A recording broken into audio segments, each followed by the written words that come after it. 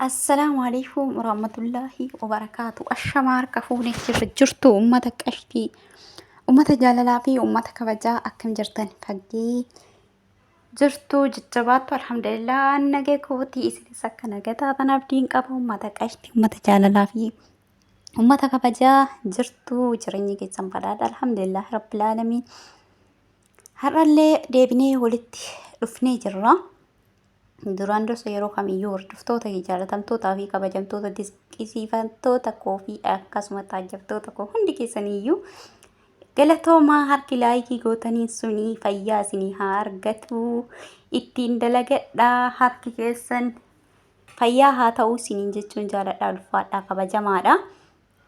Egaa ka viidiyoo kamiyyuu yeroo gadhiisu laayikii gochuu hin dagatinaadha. Asirratti information waan garaagaraa wal qaqqabsiisna obboleewwan koo. waan garaagaraa asirra finnee barnootas ta'ii oduu waan garaagaraa waan darbus ta'ii finnee waan garaagaraa asirra wal qaqqabsiisna sila ta'ee fi laayikii godhaa warroonni sabiskiraayibii goone sabiskiraayibii godhaadha. Viidiyoo kiyya nama 10,000 hamma 15 yeroo daawwatamullee garuu sabiskiraayibiin kiyya 6,000 jira. Warroonni naaf gootan galatoomaadha. Garuu kanneen keessaa warroonni daawwatan sabiskiraayibii bakkee diimtuu san cuqaasuu hin dagatinaa isiniin jedha oduu sirratti dheeressu. Galatoomaa viidiyoo kana yeroo ilaaltanii laayikii akkanaaf gootan jalaalaaf kabajaa isin gaafadha. Egaa viidiyoo kana keessatti akkuma argaa jirtan maalidha hoo jettan waan nama ajaa'ibuu fi waan uummata keenya dhukkubaan lafarra xaragaa jiru kana isinitti himuuf barbaada waan isin fayyadu jedheeti qabadheen dhufe jechuudha. Biyya namaati keessas ta'ii biyya alaatis ta'ii wanni ilmi namaa keessattuu abashaan walirratti dalagaa jiru jechuudha. Walumaa galatti nuti Itoophiyaawwan kuni shirri nuti dalannuu fi marziin nuti dalagaa jirru ufi ilma namaa ittiin lafarraa xaragaa jirru mee ilaalaa. Innaa lillahi wa innaa ilaihi raaji'uun. Obboleewwan kiyya biyya keessatti uummanni dhukkuba kaleetii fi dhukkuba kaansariidhaan lafarraa xuruuramaa jira jechuudha. Biyya keenyatti babal'atee duraan biyya alaa kanarratti biyyi keenya irratti namoonni baay'ee dhukkuba kalee dhibabee kalee daa'imni xiqqishuun lafa ol guddatu kalee dhagaa qaba kalee isii maal qaba cirracha qaba keessaa bahuu qaba dhiqamuu qaba bakka kanuma dhachoonti gurra nutuuchuun hirfachiisu daa'imni reef dhalatti kichuun illee jechuudha. Maaliif kana kaasta jechuudha keessa hin oolu viidiyoo amma argaa jirtan kana jechuudha. Amaara natti fakkaate intalli tuni akka maqaa isii himattu maqaan kun maqaa horoota soddaatiin yeroo baay'ee maqaan kun kan Oromiyaa keessatti buldeena tolchaa gabaadhaaf dhiyeessiti jechuudha. Akkasumatti xoqqomamtee gaafa poolisiin mana isii seenee waan isii hojjettu hundumaayyuu gaafa seenee sakatta'u jechuudha. Viidiyoo dhumarra isinii kaa hin dhageeffatta hamma dhumaatti yoo dhageeffattan jechuudha. Ashawaa hojjetti jechuudha. Buddeen ilaalame innaa lillahi mee ilaalaa buddeena kana. Buddeen xaafiidha jettee kun xaafiidha jettee maalidha kun jenna absiitii xaafiitti buddeen xaafii buukeeffadhee jettee tolfataa jiraa jettee ilaalaa gurraachi kun jechuudha. Absiitiidha garuu ashawaadha beekaa. Argaa kunillee absiitiidha ashawaadha. Harki caalu ashawaadha jechuudha. Mee ilaalaa. Rohottoo 3 moo 4 walumaan ka ilaalu ta'a viidiyoo kana hamma dhumaatti ilaalaadha. Please viidiyoo isii afaa isii irraa afaa Amaariffaatiin gaafatee afaa isii irraa illee dhageeffattan jechuudha viidiyoo dhumarra isinii kaa'e. Wallaahi mee ilaala ashawaa ilaala. Hin yaadatta yoo ta'e kuni bukoodha jettee lixiidha. Ilaala bukoodha jetteen kuni. Sun absiitiidha. Ammallee dhuftan rohottoo ilaalaa. Turtiin keessan nama wajji haa ta'u ilaalame waan isii waan poolisiidha kun kan sakatta'aa jiru jechuudha. Amma hedduu waan nama rifachiisuudha seenee jira. Mee ilaala rohottoo kun mee ilaala rohottoowwan kanneen keessa ni mul'ata jedhee yaada inshaallah. Rohottoo kanneen keessa kan jiru hin argitani. Qixxeen gimmaashni isaa jechuudha ashawaa jechuudha. Ilma namaa lafarra xaragaa jirti jechuudha akkanatti. Mee ni argitan ilaala argitanii ashawaa midhaanii waliin naxxee uummata masaakiina kaan lafarraa xaragaa jirti. Kunillee ashawaa muka ilaalaa waan bukoo isiin kunillee bukoodha jette. Wallaahi waan nama dhibu jechuudha. Mee ilaalaa ashawaa qixxee tokko hin yaadatta yoo ta'e jechuudha. Dubaayii kana keessatti buddeenni bitamee ijoolleen bittee fiddee yoo nyaattu nyaatanii tumaanii buddeenni maaf jajjabaataa maaf akkana firfir jedhaa akkana walitti hin jedhu buddeenni firfir jedhanii maal godhanii wanni godhan bishaanitti naqan jechuudha. Bishaanin naqanii gaafa akkanatti harka bishaan keessa gad naqanii tursiisanii gaafa cuffan ashawaa naasaa dhibbiibamee keessaa bahe jechuudha. Buddeen Dubaayii kana keessatti miidiyaa kanarra deemaa ture jechuudha. Piliis obboleewwan kiyya buddeena biyya namaa keessatti bittanii nyaatanii fi buddeena mana gaafa biyya galtanis magaalaa irraa bittanii nyaattan piliis of eeggannoo godhaa. Of eeggannoo guddaa godhaa. Keessattuu ijoolleen jiraattonni magaalaadhaa baay'een baadiyaa eessatti arganii bitan.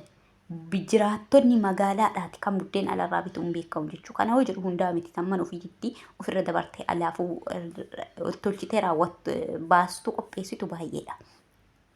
Piliis of eeggadhaa. Of eeggadhaa. Piliis of eeggadhaa. Wallaahi obboleewwan kiyya uummanni keenya masaakiin akkana lafarraa dhumaa jira. Maal jedheeni poolisichi buddeena mana keessaa qabdaa jedheen qabaa jetteen nyaattaa amma jedheen ati amma nyaattaa jedheen jennaaniin maaliif hin nyaanni hojjedheen nyaadhaa jetteen amma eelee bira yeroo inni geessee tolchisiisuu viidiyoo ta'an irratti isinii fida jechuudha. Tolchisiisee maal godhe ka hin nyaachisee jechuudha batatti. Ashawaasan nyaachisee jechuudha dhaabbate poolisichi. Buddeena eelee yaada isin kino eelee oo'aadhaa kuma hin argitan eelee jechuudha viidiyoo keessatti hin mul'ata. Hojjechiisee yeroo seentan isti qoyaa hin argitan amma dhufa kino argitanii eelee bira ol tare jechuudha. Ni nyaattaan jedheen ni nyaadha jettee saalfatte sodaataa jechuudha. Amaara. Kana keessa suuraa bakka isi itti hojjettu suni suuraa dhiifa manaa godha suuraa sun suuraa eenyu akka ta'e beeku suuraa warroota amantaati ubbiraan laxxafattee jechuudha. Kana jechuun maqaa amantaa nyaachuu jechuudha. Amantaan kamiyyuu lubbuu namaa galaafadhu kan jedhu hin jiru.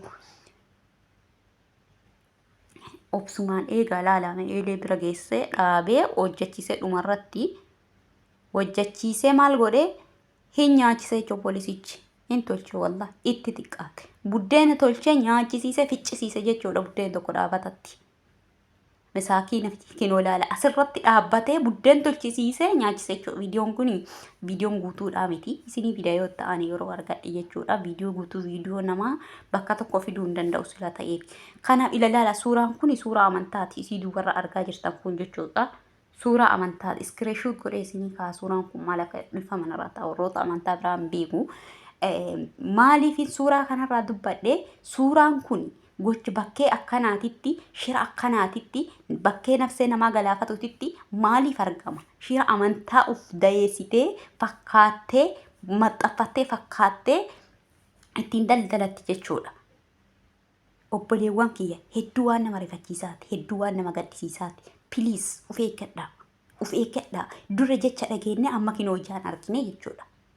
Qabamtee jirti. Abbaan manaa isiitiifis isiinillee qabamtee jirti jechuudha. Namoota hedduu galaafatte. Buddeen akkan tolchitee roottoon kun roottoo afur moo akkuma ija keessan argitu roottoo yoo dogongorbaadha 3 moo 4 roottoo gurguddaa kana jechuudha. Isiin tun nama buddeen tolchaa gabaadhaaf dhiyeessitu. Masaakiina meeqa galaafatte lakkaa'amee dhumu.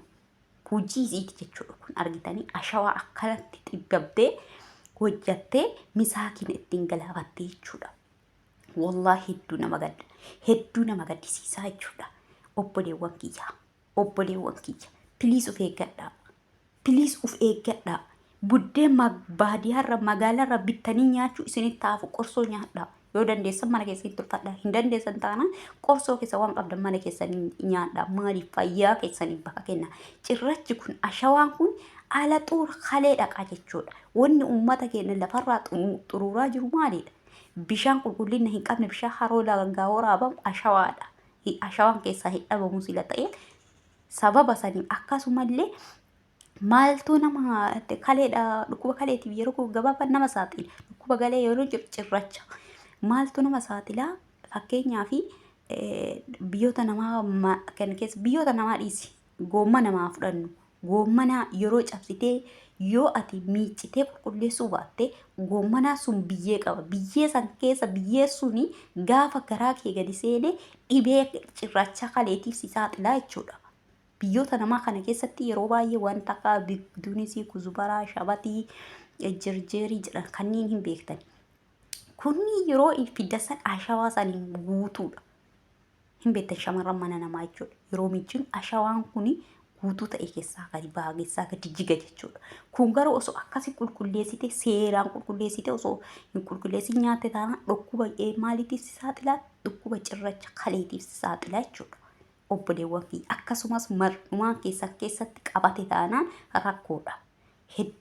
Hedduu rakkoodha jechuudha. Kama alaa fiddee miicitee of eeggannoodha yoo hin fayyadamne. Garuu kana hoo kan nyaata wajjin qopheessite gara kan nyaattu masaakiin meeqatu iyyuu kan rakkataan barandaa jala oolu beela'ee fiigee dhufee irraa bitatee gadi nyaata jechuudha abbatatti. Iddoo inni beela'e sanii mar'umaa isaatiin maramee galaafata jechuudha. Namoota fixxee jirti namittiin tun amma jechuudha. Dhugaa Rabbii. Osoo baasanii uummata afootti silaa saqqalanii hojii isii kana wajjin fakkaattonni isii silaa ofirra duduuba irraa baratti jechuudha. Nafsee deebisaa hin qabne nafsee qaalii hedduu galaafattee jirti. Kanaaf jennaan piliis of eeggadhaa. Keessattuu ijoolleen biyya namaatiitti mana gizee boqonnaa baatanii boqonnaa fudhachuudhaaf baatanii cidha garaagaraa qophii garaagaraa qabdanii. Kanaaf obboleewwan kiyyaa piliis waan kanarraa of eeggannoo godhaa. Of eeggannoo cimaa taasisaa. Barri badee jira.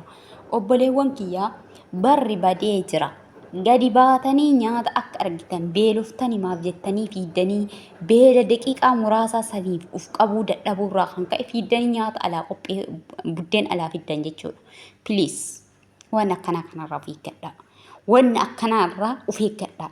Yoo tarii dhimma cinqiidha dhimma dirqama isinitti ta'e jiraate jalqaba buddeensa yeroo bitan maal goota isinii fakkaate ruubii irraa baasaa yookaan gimmaasha irraa baasaatiin bishaan isaanitti naqaa bishaanitti gadi naqaa irraa kutaa bishaan keessa gadi kaayaadha xiqqoo turaadha san booda cuunfaa ilaala adda isinii baa jechuudha jechuudha. Ashawaa fi midhaan qulqulluu akkasitti adda baafachuu dandeessan. Akkasumallee jechuudha namni ogummaa qabu hamma tokko adda baafachuu dandeessa akka karaa saniin alatti illee jechuudha. Buddeenni noormaalii laslas jedha. Buddeenni ashawaa qabu fish jedha jechuudha. Yeroo baay'ee amma yeroon arginu warrootuma biyyoota namaa kana keessatti warroota buddeena fidan yeroo buddeenni isaanii gurguran keessi wanni jedhan daddafee fish jedha jechuudha walitti qabachuu hin danda'u. Buddeena akkasii duraanii buddeena miciqaa hin tolle jedhanii duraan jechuudha. Buddeen miciqaa hin tolle akkana fish jedha. Buddeenni tokko fakkeenya buddeenni akka boqqoolloodha fishni jedha sunniin jechuudha. Sanii miti. Kun amma buddeen xaafiidha. Buddeenuma xaafii jedhanii gabar oolchan kana yeroo xiyyeeffannaan laaltan ta'e fish jedha buddeenni kun jechuudha. Obboleewwan kiyya. Amma namni kun buddeen ashawaa kana bifa kana akkanatti hojjetee akkanatti tolchee sana booda maal godha gatii gadi ragaa godhee gadi buusee ashawaadha kan inni hojjete waan ta'eef wanti isa miidhuun jiru gatii kaawwanii adda godhee gabaa argate uummata masaakiina galaafataa jechuudha. Namni keenya jiruun qaaloftee jirti, jiruu ibidda taatee jirti. Birrii takka yookaan lamallee garaagarummaa warroota kaaniitiin yoo adda ta'e uummanni keenya irra dhumaa jechuudha. Maaliif beela'ee jira? Jireenya qaaliidha. Waan xiqqoo gadi bu'ee yoo argate isatti dhumaa jechuudha. Gabaa ajaa'ibaa argatti. Garuu uummata nafsee qaalii deebisaa hin qabne hedduu galaafattee jirti jechuudha amma kana. Rabbiin inshaallah isiyyuu hin baasinii achiyyuu isii hin baasinii qabamtee jirti ammaa fi poolisiin qabee jira. Ni dhageessamee afaan isaanii irraallee viidiyoo kan hamma dhumaatti dhageeffadhaadha. Obboleewwan kiyya wallahi barri badee jira. Ammallee kaleessa isinii hojjedheera waa'ee viidiyoo gurbaa areeda haadatee nyaara kuulii dibatee areeda ofirraa haadee akka chaapstingii dibatee aartishaalii mataa aartee bitee qaxxalatee dhahatee dubartii fakkaatee hoteela keessa osoo hojjetu hoteela keessa yakka guddaa raawwatee ergasii booda poolisiidhaan qabamee Itoophiyaa keessa viidiyoo kaleessa isinii hojjedhe jechuudha sunillee jechuudha. kun illee raawwate sunis kaleessa dhenga dagalgala raawwate kaleessa isin hojjete viidiyoo horoon illee jira gassentanii ilaaltanii dhageeffachuu dandeessan jechuudha. Itoophiyaa keessa wanni deemaa jiru wanna ulfaataa wanna hamaa wanna yibbisi wanta dhageettiifuu gurra keetiifuu iyyuu dhageettii ilma namaatiifuu iyyuu hin tolle jechuudha. Kanaa jennaani uf eeggadhaa. Dhiirri dubartii fakkaachuudhaan yakka hamaa hoteela keessa raawwate jechuudha dhengadda. Dhengadda galgala jechuudha. Yakka hamaa raawwate hidhaa waggaa tokkootti itti adabbii hidhaa waggaa tokkootti itti faradan jechuudha. Kuni gahaadhaa miti. Kuni gahaadhaa miti. Namni yakka raawwate yakka akkasii raawwate akka amantaa kennan ni ajjeefama. Ni ajjeefamaa jechuudha. Garuu kuni waggaa takka jechuun teessisee nyaachisee qallabsiisee gaafa achii gadi ba'u ammoo tuyyuu. Hidhaan qoraasuma dhiiraati jedhaa qoraafamee bahee jedhaa wanti isatti dhagamu takka hin jiru wanti sarraa bu'ee takka hin jiru hojii ofiitti qaxxale jechuudha. Maaliif adabbiin jedhamu kun osoo gadhiisanii irra wayyaadha. Osoo gadhiisanii irra wayyaadha. Teessisanii taarii takka alatti nyaachisan jechuudha. Teessisanii dadhabbii takka alatti nyaachisanii jechuudha. Kanaa jennaani hedduu nama gaddisiisa. Hedduu nama rifachiisa jechuudha. Wallahi obboleewwan kiyya wanti kana jedhanii nama dubbachuuf nama dhibuudha. Kaleessa gurbaasan isinii fidee jira. Har'allee dubartii fakkaatee osuma deemu yakka raawwatee caakkaa keessatti dubartii fakkaatee har'allee bifa haarawaa yakka raawwatee jechuudha. Dubartii fakkaatee uffatee kararratti dubartii iddoo caakkaa jechuudha. Yakka lammataa si'a lammaffaa har'a guyyaa har'aa kanallee tokko raawwatee jira gadhiifamee jira viidiyoon jechuudha poolisiidhaan qabamee. Poolisiin ammallee intala tana qabee hojii isii hunda viidiyoodhaan waraabee uummataaf gadhiisee uummataaf ifa godhe haa galatoomu. Poolisii Oromiyaa hedduu nuuf galatooma. Horoonni tokkomee poolisiitti waamee fi poolisiin kunillee haa galatooman. Hojiin kun sakatta'iinsi kun itti fufuu qaba jechuudha. Keessattuu warri buddeena tolchan warroota abashaa kunniin warri soddaadhaa. Karaa hundaa karaa digimtiitiin maaliitiin lukkuu awwaalanii maalii awwaalanii kaan awwaalanii dadhabanii jenna karaa kana uummata masaakiina lafarraa fixuuf deemaa jiran karoora isaanii jechuudha. Hangan achi ilaalutti. Dhugaa rabbi nafsee qaalii galaafattee hidhaan isiif gahaadhaa miti. Mee ilaala ashawaa. Mee ilaala waa inni fakkaata ashawaa. Innaa lillahi wa innaa ilayhi raaji'uun. Ilmoo tana mee ilmoo tana baattee isiin bor ilmoo tanaa maal yaaddi? Isiin bor ilmoo tanaaf maal yaaddi? Wanna hadha facaafatte ilmoo isiitti bor haamata waan ta'eef. Hasbi alayhi namatti hokkii. Wallahi ummata kiyya wanna akkaan nama rifachiisu, wanna akkaan nama jibbisiisu maaliidha garuu? Maaliif garuu? Isii ilma namaatii miti. Sammuu namaatiin hin yaaddu. Ashawaa bar osoo namni waan xiqqishumaa itti make. Qixxeen tokko harki caali ashawaa yoo jette hin danda'amu. Mee ilaali. Mee ilaali ashawaadha kun hundum. Wallahi hedduu galatoom jechuun barbaada poolisicha kana. Tolchisiisee buddeena dhaabbitti nyaachise jechuudha. Ilaalamee ashawaa absiitii buuse jettee bara. Dhaabbitti nyaachise jechuudha. Buddeen tolchisiisee ashawaa isii ummataaf qopheessu kana dhaabbi nyaachisee jechuudha. Hin tolcha haa galatuun. Obboleewwan kiyya please viidiyoo biraati hamma qabadhee walitti deebinutti viidiyoo kana yeroonni daawwattanii namootaafis sheerii godhaa akkasuma sheerii walii godhaa laayikii illee godhaa yaada keessan koomentii jalannaa barreessaadha. Inshallah viidiyoo isa lammataa ham itti aansee nin fida hamma walitti deebinuu fi turtii gaarii naaf tola. Keessanii sheer wal godhaa walii qubachiisaa siin jedha. Assalaamu alaykum warahmatullaahi wabarakaatuh.